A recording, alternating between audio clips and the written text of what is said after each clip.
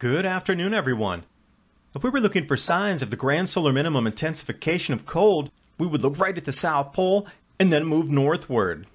Davis Research Station breaks all-time most days for blizzards, deepest snow in 5 years in Australian ski resorts, snow base above normal, late spring snows, Tasmania, Victoria, southern Australia, and 8 of the last 9 weeks, overall snow gain in the Alps, more freezing across Tasmania, snow dumping, and this week 4 more days of snow. That's going to take us through the weekend. Mainstream media yapping about heat in New South Wales. Suddenly, overnight, snow appears. Mainstream media, hottest winter on record, but Tasmania 4.6 Celsius below average for the winter. Victoria 0.65 C below average for the winter. And don't forget the blizzard of Oz with ThunderSnow that signals a definite change. In the southern hemisphere, the grand solar minimum has arrived. And join me for episode number 34 of Mini Ice Age Conversations when I talk with Sam Corey about how governments are going to handle the grand solar minimum effects on the economy and food distribution. And while you're watching the video, please remember to subscribe to Adapt 2030 and click the bell so you can stay subscribed and get the latest updates.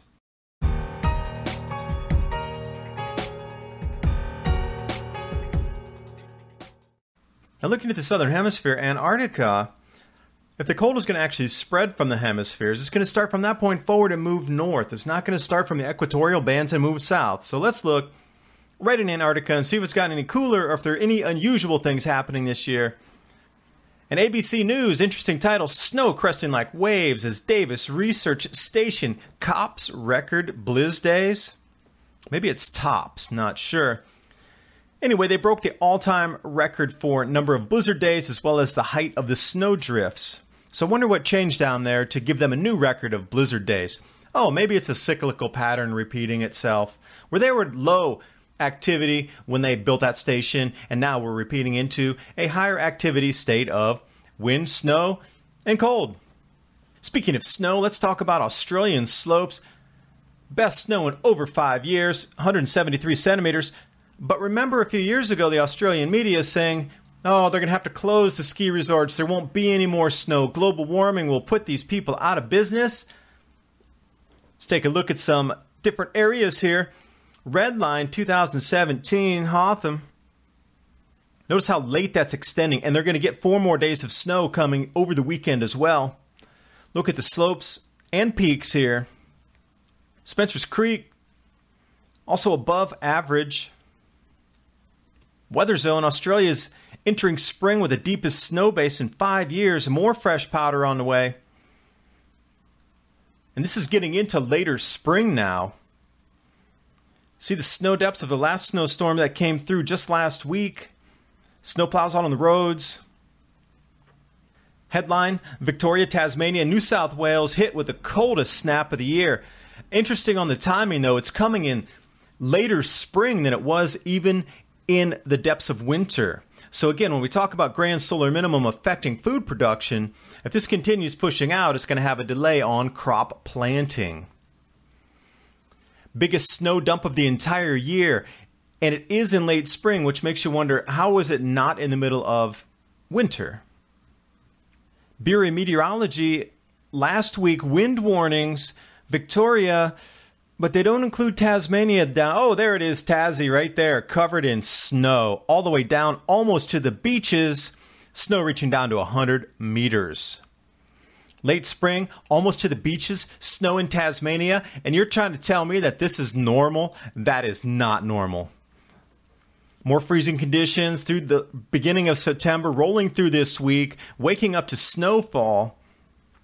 Then we come in here through the last few days. It's still snowing. And there's more snow on the way all through this weekend right now. This will take us up to the 18th, 19th. The snow shall continue. And then of all the craziest things happening in the media this week, Australian news headlines yapping that it's the record heat in New South Wales for this one day in this one particular city. And then overnight it flips and it starts snowing across the entire area. But they don't rebut it or saying, hey, well, that doesn't make sense. It shouldn't be snowing a day after it was record heat in a city, but now it's snowing and it's below zero, 1 degree below zero. That was a 22-degree flip in a single day, and now it's snowing. They don't even address that. They just go back in. Sydney's top day of 33.8 degrees was the warmest day for early spring, and then there was snow. But they forget to say that. And again, continuing with the headline here, Australia enters snowiest week of the year after hottest winter on record. 8 of the last 9 weeks, overall snow gain in the Alps. And they keep saying that it's 1.9 C above the long-term national average and the hottest winter since 1910. Now, let me see. Were those measurements taken from the temperature stations that were known to fraudulently give data and also stop recording temperatures that were anything 10 below zero and colder? That long-term data? Makes me wonder, is it true or not true? Ski season's already been extended in the country, and here we are. It's going to be 9 degrees below zero. More snow for Tasmania. Keep it rolling. This is what it looks like from the air. And the Australian media keeps saying how warm it is and how hot this winter has been. Well, except for Tasmania, 0.46 below normal average, and they talk about cold nights and long runs of cold mornings. Victoria, 0.65 below the average. Mild days and cold nights. And then as the article continues here, even though they're talking about the hottest winter on record, I love how they put in there, although daytime temperatures have been the 20th warmest. So you're getting all these conflicting reports. They're trying to purposely confuse people as to what's hot, what's cold, what's snowing, what's normal, what's not, and then the blizzard of Oz. And this is what they didn't cover very much at all when it happened. They kind of brushed this under the rug. They tried at least. We're not talking about Ozzy Osbourne's album, Blizzard of Oz. We're talking about ThunderSnow, 5 days of blizzards across southern Australia and New South Wales, Blizzard of Oz. But somehow the media dismissed this. You can make up your own mind if you think it's cooling more and if Australia is showing the first signs of the intensification of the grand solar minimum.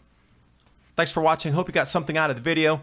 If you found this video informative and you did get some value out of it, please consider supporting me on PayPal or Patreon. I'll bring more videos like these to you. And you can also find slides, images, and commentary through my social media feeds.